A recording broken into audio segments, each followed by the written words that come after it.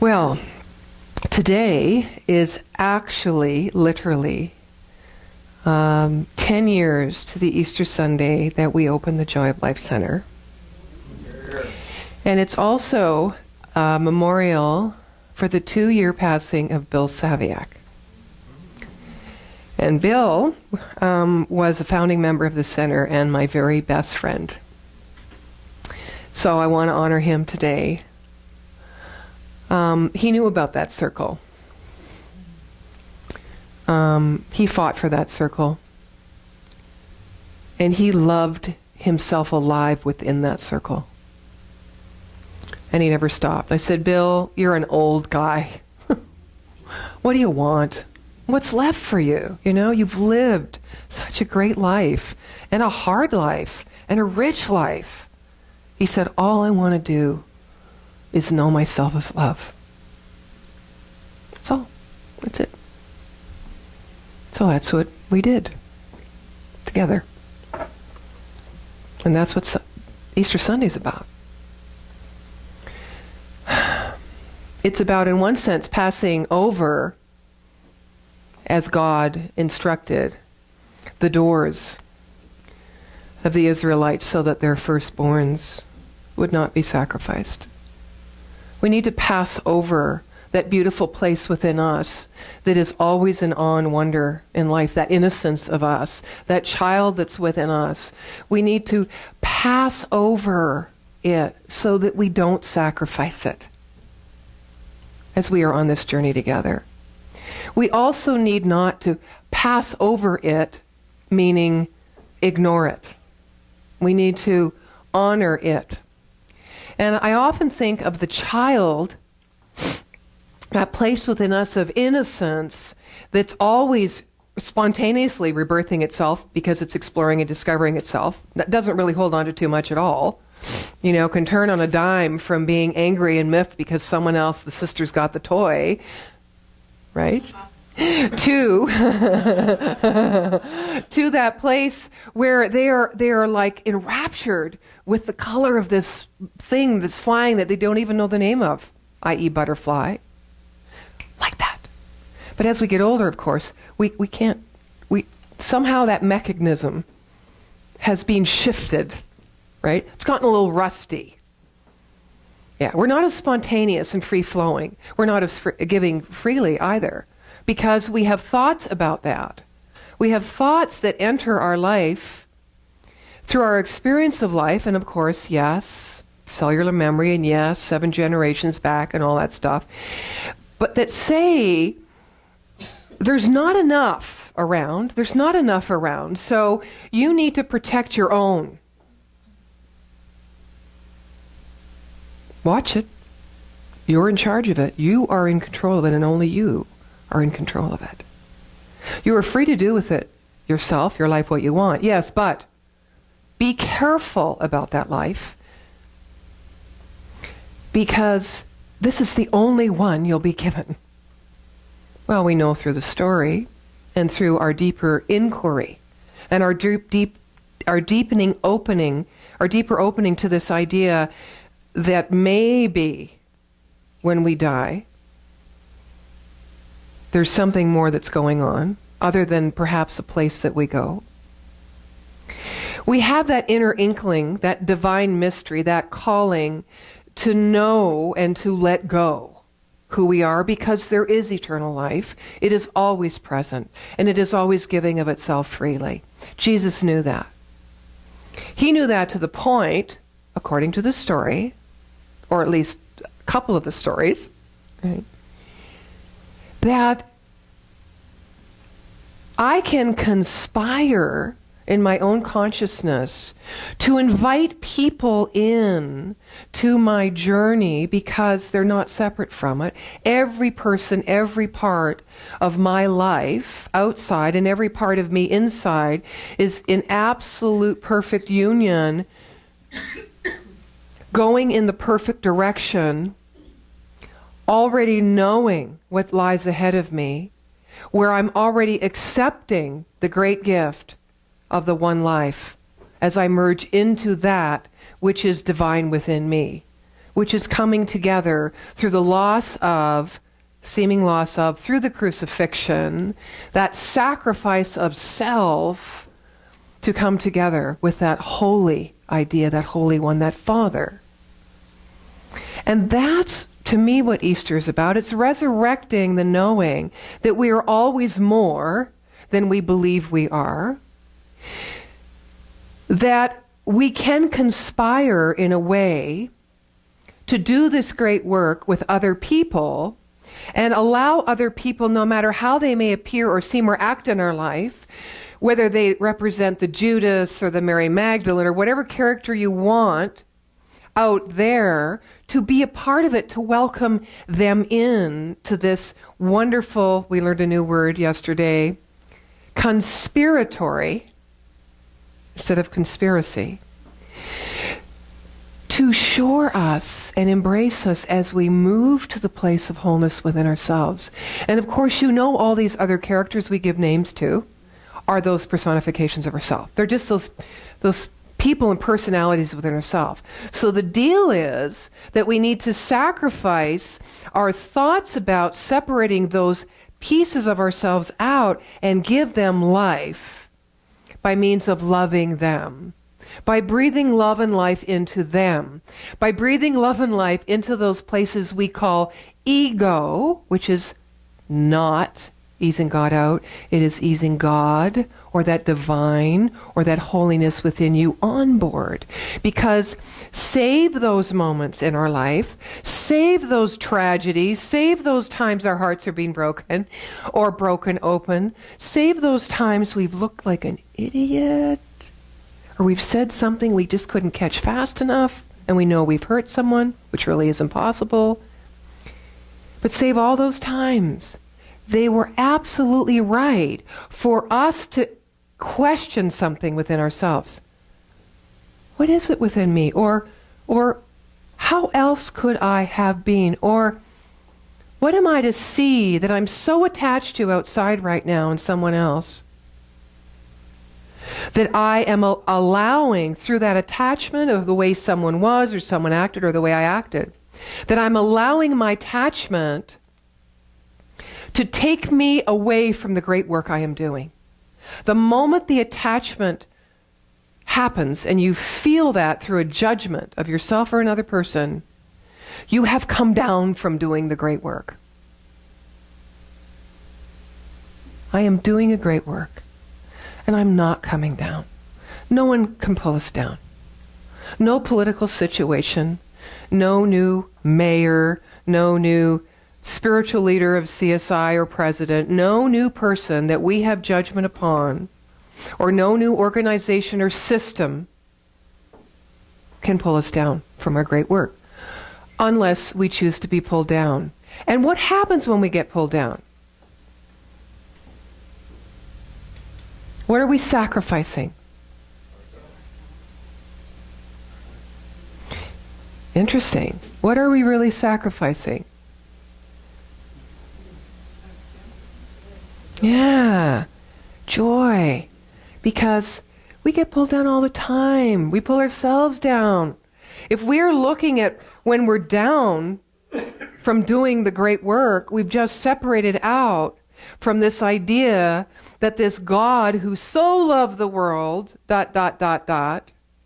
this idea that this fullness of life, of love, and all those qualities and aspects of life-supporting livingness, we are saying that they are no longer within us because we allowed ourselves to be pulled down. They're wherever we are.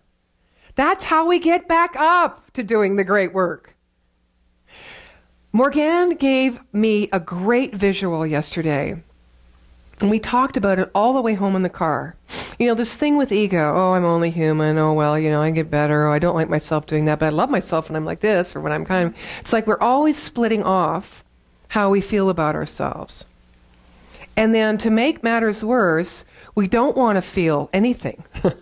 We just want to think we feel about something. Because when we really feel about something and our hearts are cracked open, there is no idea of sacrifice. There is no idea of crucifixion. There isn't even an idea of wanting to be resurrected, because we are it. When we are cracked open, we know that life is moving through us, that life is in us. And when we are in connection and we feel that life, everything is all good. We do not fixate or focus on circumstances or goals or future or regret past. We are fully present when we are cracked open. So I'm all about loving this ego thing. I'm all about loving when I judge myself. Yeah, I know, I've had too much espresso this morning. You're probably thinking you should try had a double hit from Starbucks. But this is what Morgane gave me.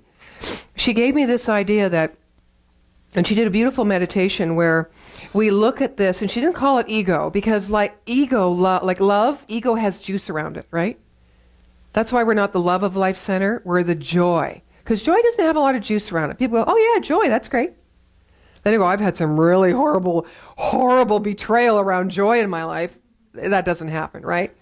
But if you feel love in there, love, yeah. Boy, I got crucified for being joyful yesterday.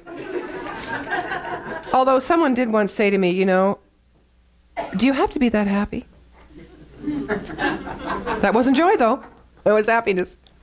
So she said, she used the word chattering mind, the chatterer. Is that right? The chatterer. I knew it was the ego, right? I'm sure everybody did. Anyway, so she did this meditation, and she brought us into this beautiful open space, being an open channel, right? And we were there. We were feeling it. We were good, you know. And then she said, you know, notice the chatterer. It's the chatterer there, you know, blah, blah, blah. So she, in that space, in that feeling place, she had us identify that chatterer from that place, which is, I'm doing the great work, which is knowing the truth of us. And then we visually, you know, put our hand on the place of our body where that chatterer had energy. Because yesterday's retreat was all about vibration and energy. And it was about being the temple of the living prayer. Not thinking about it, not talking about it, not analyzing it or exploring it, being it. So we had to get into our bodies, and you know what? Everyone from here down was dead. Most people from here down were dead, or here. It was like this, was alive. So we went through a process of opening and enlivening and integrating with that place that grounds us. So we get to that place, and I don't know, I can't find my spot. Okay, stop right there. I can't find my spot. Anyway, my spot was like 3 places. It was like here and on my neck. So I'm spreading my hand, you know, to figure. And Morgane says, mine's just behind my left ear. I thought, okay, there's the judgment. There's the chattering mind. How come mine's spread over 3 places? And is this even the right spot? You know. So I'm doing this, and so we visualize putting the energy of that chattering mind into the hand, right? And then we have that hand, and we take it and put it in front of our heart. And then she talks more to us in the meditation. And of course, you know, I'm already, because I'm smart, right? I'm already ahead of the game. I'm thinking, well, I always like to jump ahead for some reason. I wonder if that's so I'm not present with how I'm feeling. You know, you got to watch yourself. It's tricky. So the heart, full of love and the wisdom of God, the presence of God, is going to heal this thing that's vibrating in my hand. So I'm... Yeah. It's like, okay, let's go on. I'm hungry, I want... Oh, and then she says after the meditation, Nadene, it's not time for lunch yet. We have more to do. I thought, how did she know? That's where we go when we don't want to feel. For me, food, right? Okay. So there I am. We're doing this thing. And then we take the... I don't know what... Oh, yeah. And then we take that, and we take this glorious transmuted chatter or ego, this glorious transmuted chatter, and we take it and we carefully put it on this altar of light-filled gold. And I love that. You know, we want to bury it in the backyard with our grandmother that we didn't like, you know. That's what we want to do with the ego. That place of us, we crucify it all the time. We don't honor it. So I love this. No one buried their grandmother in the backyard. I have been known to speak out of turn a bit. And there it was. And I went, oh my God, what a new concept. This gives me a beautiful visual, right, of the ego and how to love that chatterer. And then my mind started marketing the idea. Well, for some of you who don't know, I've been a clown, and I take those personifications that I can't integrate within myself and that I'm challenged with, and I put them into a character, and I express them. That's what healed me. The expression of the shadow parts, right? The ego, the chatterer. And I get amused, and what I'm doing is I'm stepping back and I'm witnessing. I'm observing. I'm no longer controlled or powerless by my judgments of them, but now I'm looking at them. So putting this chattering mind, this ego, on this beautiful, light-filled, I imagine a gold lame cloth and everything, and then I got, I could market altered egos. The altar for the ego. Whatever, bring yourself back. I'm sorry. Yeah. But isn't it a new way? Isn't it a new way? So don't pass over those new parts, those new shoots, those new perspectives that you're trying on as you're expanding your idea of who you truly are. Do not pass over. Do not bury. Do not diss. Do not deny. Let it all start coming out for life, because the life of God is in everything. In you all the time. In everyone the same, equally all the time. So, you look at yourself and you think, I've lived all this life and I know how to feel. I also know, and I recognize when I stand outside myself and I'm honest enough to look, I also know all the ways I divert my attention from actually feeling. Not looking at my feelings, but feeling my feelings. And it's really interesting for me, because you know how you feel when you get sick and then you get better and you've got a new lease on life? Then you're going to conquer the world. And then you're so grateful you have your health. You're never going to get sick again because life is so precious and I've got a great capacity. I'm feeling good after you're feeling bad. It's kind of like that for me. When I feel, I recognize there's new life, but it's not a temporary life. It's not a temporary new lease on life.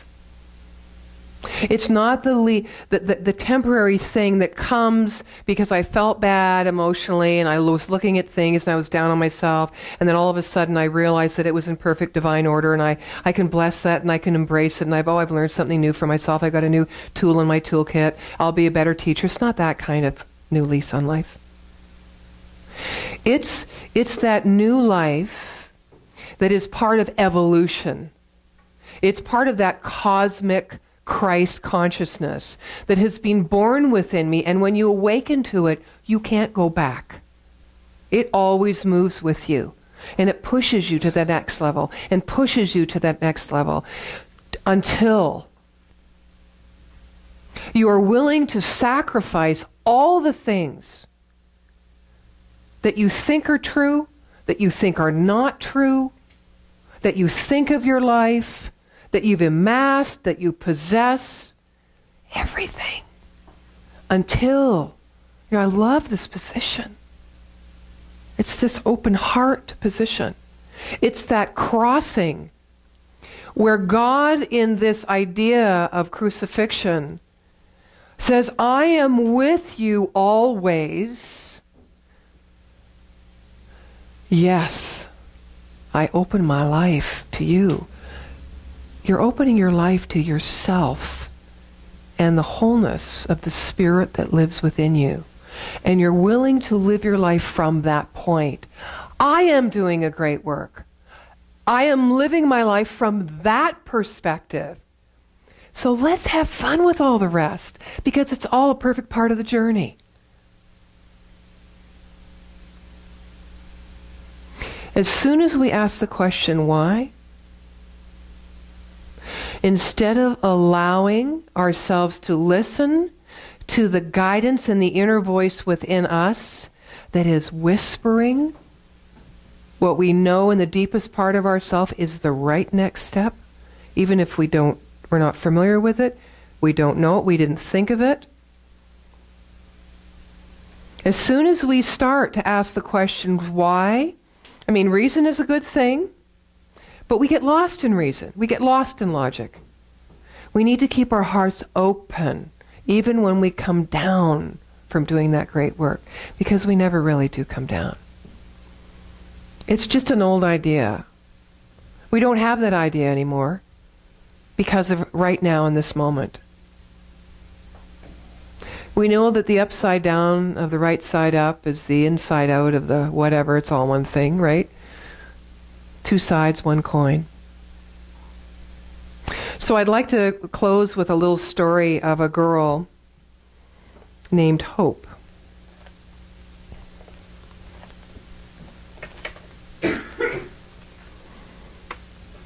She was a newborn.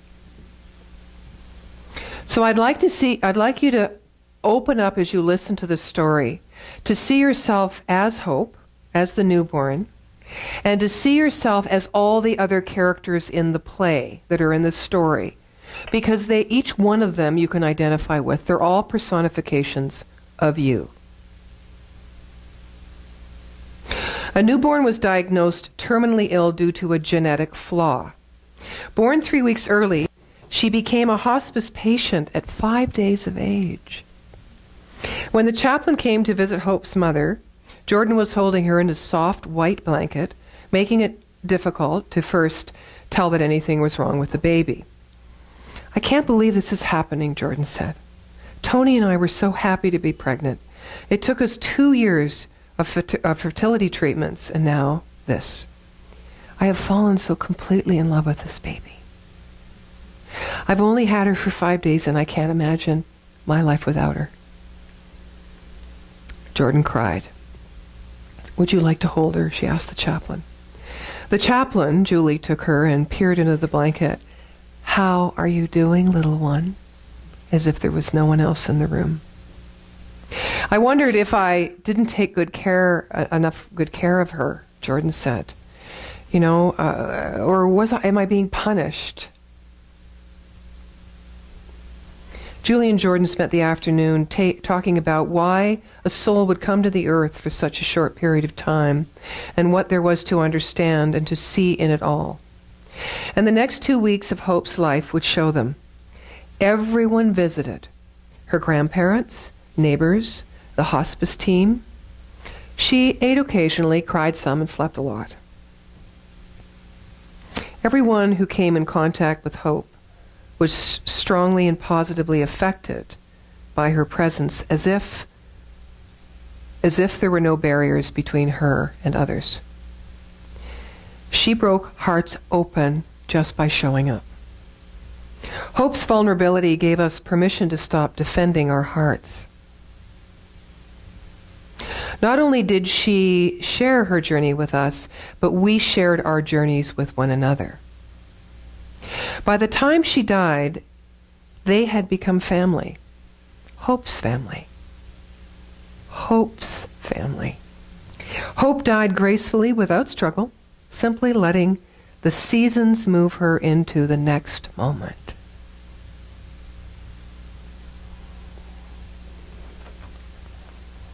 The acceptance of death is really moving through the myth of death. The appearance of loss is merely an illusion. For life essence, energy is eternal, as is the creative loving intelligence of the Creator, which lives in us as we do our great work and as we come down.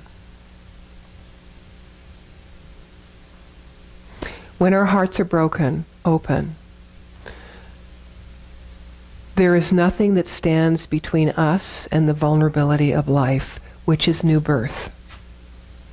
It not only brings us closer to the experience, the direct experience that we want with this thing called life or God. That is why we are in this teaching.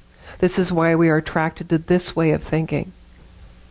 There is nothing that stands in the way of that when our hearts are broken open and we live in a manner where we're willing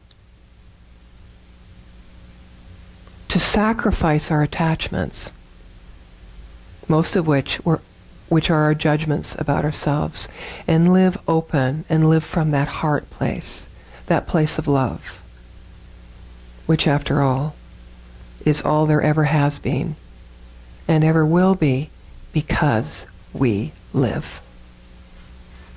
And so it is. So it is. Thank you. Okay.